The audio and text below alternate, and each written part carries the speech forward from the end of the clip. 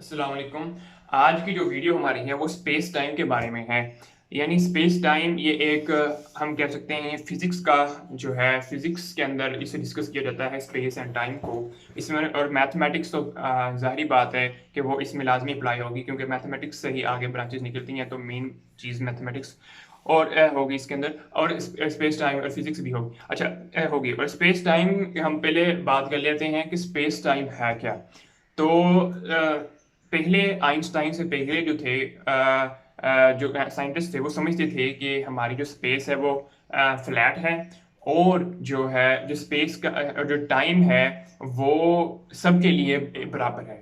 यानी टाइम सब इंसानियत के लिए बराबर है, सब लोगों के लिए बराबर है। लेकिन जब आइंस्टाइन आया उसने कहा कि स्पेस जो है वो फ्लैट नहीं है, और उसने जो है ऐसे एक फाइब्रिक टाइप स्पेस को एक फाइब्रिक टाइप कहा। ठीक है, यानी मतलब कि उसने कहा यहाँ, मतलब कि तब साइंटिस्ट ने ये चेंज आई कि स्पेस को हम फाइब्रिक के तौर पर लेंगे, यानी स्पेस थ्री डिमेंशनल होगी और स्पेस टाइम होगा, अकेला स्पेस नहीं होगा। इसको डिटेल में देखने के लिए उन्होंने फिर कहा कि जो आइंस्टाइन ने कहा कि जो टाइम है, उसने प्रूव किया कि टाइम जो है वो रिलेटिव है, और यानी कि टाइम जो है सबके लिए बराबर नहीं हो सकता। ऐसा भी हो सकता है कि किसी के लिए टाइम कम हो और दूसरे ही इंसान, दो इंसान, एक के लिए टाइम ज़्यादा हो और एक के लिए टाइम कम हो। इसकी मिसाल ले लेते हैं कि जैसे अगर मिसाल के तौर पर ब्लैक होल है, ब्लैक होल जब ब्लैक होल का जो मास है वो इतना ज़्यादा है कि जो स्पेस टाइम के अंदर इतना ज़्यादा बेंड कर देता है कि अगर कोई भी उसके पास गया, यानी इवेंट ऑफ होराइजन, या मतलब उस ब्लैक होल के पास गया तो उसके लिए जो टाइम है वो रुक जाता है। ठीक है, क्योंकि उसका जो ग्रेविटेशनल पुल है वो इतना ज़्यादा है कि वहाँ पर टाइम रुक जाता है। और इसका हम अगर इसकी मिसाल ले लें तो फाइब्रिक की मिसाल हम ले लेते हैं। तो अगर फाइब्रिक की मिसाल हम लें तो यानी मिसाल के तौर पर ये एक हम ले लेते हैं फाइब्रिक फाइब्रिक यानी कि एक कपड़ा टाइप हम ले लेते हैं, जो कि हमें स्पेस टाइम बताएगा। लेकिन इसका हम इसे डिटेल में डिस्कस करते हैं आज कि ये आखिर में कहाँ तक ये पहुंचे हैं साइंस स्पेस टाइम के बारे में। तो ये मिसाल के तौर पर ये हमारा एक मैंने पेज ले लिया, तो इसको अपने फाइब्रिक के तौर पर लिया है। सॉरी। तो अगर मिसाल के तौर पर अगर हम इसके सेंटर में कोई भी ऐसा हैवी मास बॉडी कर लेते हैं तो वो ऐसे ये बेंड हो जाएगा। ठीक है, और यहाँ से बेंड हो जाएगा, इतना ऐसे बन जाएगा, और यहाँ से सुराग भी हो सकता है। ठीक है, और अगर सुराग हो गया तो वो फिर यहाँ से ऐसे अगर सुराग हुआ तो फिर वो ब्लैक होल और वाइट होल बन सकता है, यानी ब्लैक होल और वार्म होल बन सकता है। तो वो मतलब वो एक अलग चीज़ है जो हम आगे वाली वीडियोस में डिस्कस करेंगे। यानी कि वो स्पेस टाइम को बहुत बेंड करता है ब्लैक होल, इस तरह मतलब कि आपको मैं समझाने की कोशिश कर रहा हूँ। तो वहाँ पे टाइम जो है वो रुक जाता है, और इसी का मतलब ये हुआ कि एक इंसान के लिए टाइम रुक भी सकता है और दूसरे इंसान के लिए टाइम जो है वो चेंज हो सकता है। यानी कि अगर एक इंसान अभी यंग है और अगर वो ब्लैक होल में चला गया तो उसके लिए टाइम इतना ज़्यादा रुक जाएगा, और जो यंग वाला है वो बूढ़ा हो जाएगा और वो भी यंग ही रहेगा। ठीक है, अच्छा, अब हम इसमें वापस आते हैं स्पेस टाइम के बारे में की तरफ। तो यानी स्पेस टाइम ये दोनों चीज़ें मिला के अगर हम बात करते हैं, पहले स्पेस था लेकिन स्पेस टाइम यानी कि थ्री डिमेंशनल के अंदर ये कौन सी जगह पे है, ये ज़मान और मकान हम उर्दू में कहते हैं, कौन सी जगह में है और किस वक्त में। ठीक है, ये वक्त स्पेस टाइम के बारे में हम बात करते हैं। तो अब थोड़ा सा डिस्कस करते हैं कि स्पेस को कि वो क्या स्पेस क्या है। तो अच्छा, अगर हम मिसाल के तौर पर ये सारी गैलेक्सी, ये सारा हमारे जो अर्थ के अंदर जितनी भी चीज़ें हैं, हमारे ट्रीज वगैरह हो गए, हमारे हाउस, ये सब चीज़ें ख़त्म करते हैं। तो एक मतलब कि अगर रोड्स वगैरह तकरीबन सब चीज़ अगर हम ख़त्म कर दें, वैक्यूम क्रिएट कर दें, मतलब कि जहाँ पे एयर भी ना हो, तो क्या ये स्पेस जो ख़त्म हो चुकी है ये वाकई स्पेस होगी? यानी कि वैक्यूम क्या ऐसा है कि हम बिल्कुल सब चीज़ें ख़त्म कर सकते हैं? मतलब कि जिस तरह गैलेक्सीज, अगर हम बाहर बात करते हैं गैलेक्सीज की, तो क्या हम अगर गैलेक्सी को ख़त्म करते हैं, planets, wormhole, black hole, सबको ख़त्म करते हैं, तो एक हमारे पास ब्लैक चीज़, बिल्कुल ब्लैक फ्लैट आ जाएगी। तो अब हमने सोचना है कि क्या ये फ्लैट ये जो बाकी चीज़ें रहती हैं, यानी जो एंड पे चीज़ ख़त्म होगी, वैक्यूम हो गया, कि वाकई ये स्पेस में खाली होगी, स्पेस खाली होगी?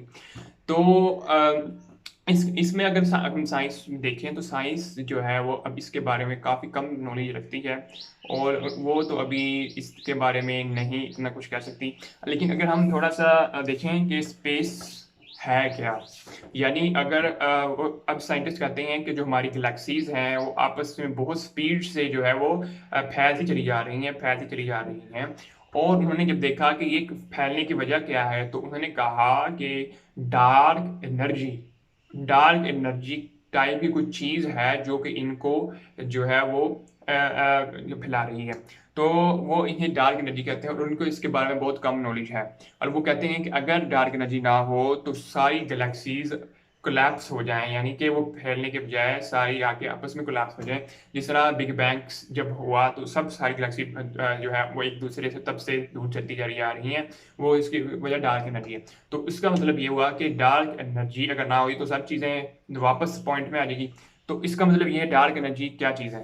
तो डार्क एनर्जी अगर हम अगर कुरान इसके बारे में कुछ कहता है, जी बिल्कुल इसके बारे में कुरान पाक में इसका जो अगर आपको मफ़हूम बयान करूँ तो कि एक है कि अल्लाह ताला फरमाते हैं कि हमने आसमान को बगैर स्तूनों के जो है वो क्रिएट किया। ये क्या मतलब कि हमें ये मतलब ये हुआ कि बगैर सपोर्ट दिए जिस तरह हम घर बनाते हैं तो उसको अगर हमने सपोर्ट ना दी तो हमारा जो छत है वो बिल्कुल गिर जाएगी। तो ये बड़ी हैरानी वाली बात है कि सामान को यानी कि स्पेस को जो है वो बगैर किसी पिलर के खड़ा किया है। तो ये बड़ी इम्पोर्टेंट बात है कि ये अल्लाह ताला का हुक्म है। मेरा ख़्याल जहाँ तक मैं भी नॉलेज है कि ये अल्लाह ताला का हुक्म है। जो डार्क एनर्जी है, ये अल्लाह ताला का हुक्म है कि जो है चीज़ें एक्सपैंड करती चली जा रही हैं। और मैं भी जो है कोई डार्क एनर्जी कोई फ़िज़िकली कोई चीज़ हो, तो अभी तक तो मुझे नहीं मालूम। अगर आपको थोड़ा इसके बारे में नॉलेज हो तो आप कमेंट करके बता दें मुझे, तो ताकि मेरी भी सलाह हो और मैं नेक्स्ट वीडियो में आने वाली वीडियोस के अंदर उसका बता दूँ। इस वीडियो में जो भी नॉलेज है, अगर आपको इससे कोई भी इख्तलाफ हो तो आप इसको कमेंट करके लाज़मी बताएँ ताकि मैं भी अपनी सलाह करूँ और लोगों को भी सलाह हो। और इसके बाद हम आगे अपने टॉपिक पे आते हैं कि स्पेस टाइम। अच्छा, अब ये स्पेस टाइम जो है साइंटिस्ट इसे फाइबरिक के तौर पर लेते हैं। यानी स्पेस टाइम को फाइबरिक के तौर पे लेते हैं। फाइबरिक यानी ऐसा कोई कपड़ा बैंड है, वो उस तरह बिहेव करता है स्पेस। अच्छा, तो लेकिन जब एक आयत है जो कि मुझे बड़े ही जो है सोचने पर मजबूर करती है, वो ये है कि सूरतुल अंबिया की आयत नंबर 33 जो कि जिसमें है कि और इसका तर्जुमा ये है कुछ इस तरह है, और वो ही है जिसने रात और दिन और सूरज और चाँद को पैदा किया और सब अपने मदार में तैरते फिरते हैं। ये बड़ी इंपॉर्टेंट बात है, तैरते फिरते हैं।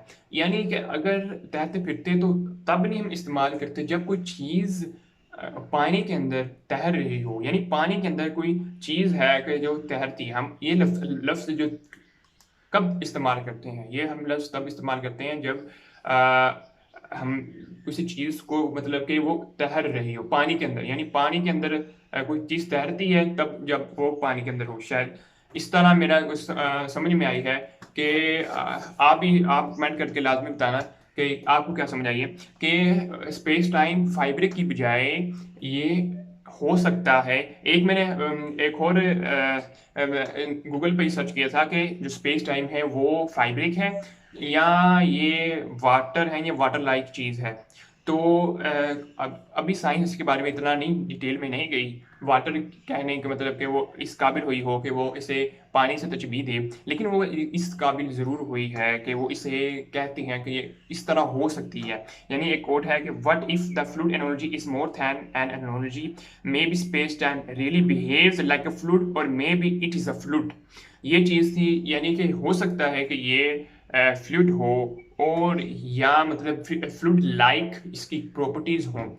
तो इसका मतलब ये हुआ कि शायद स्पेस टाइम जो है अच्छा एक और के जो black hole gravitational waves generate करता है, वो ग्रेविटेशनल वेव्स जो हैं वो इस तरह बिहेव करती हैं जैसा कि वो water like analogy fluid like चीज़ हो जो कि उसकी वजह से बनी हो। जैसे कि मिसाल के तौर पर अगर कोई जब वेव्स जनरेट होती हैं, अगर वाटर के अंदर आप कोई भी चीज़ फेंकें पानी के अंदर तो वेव्स जनरेट होती हैं। उसी तरह की वो कह रहे हैं कि बिल्कुल मिलती-जुलती वेव्स जब ब्लैक होल या इस तरह की जो है चीज़ें ग्रेविटेशनल पुल या ग्रेविटेशनल वेव जनरेट होती हैं तो तब क्रिएट होती हैं।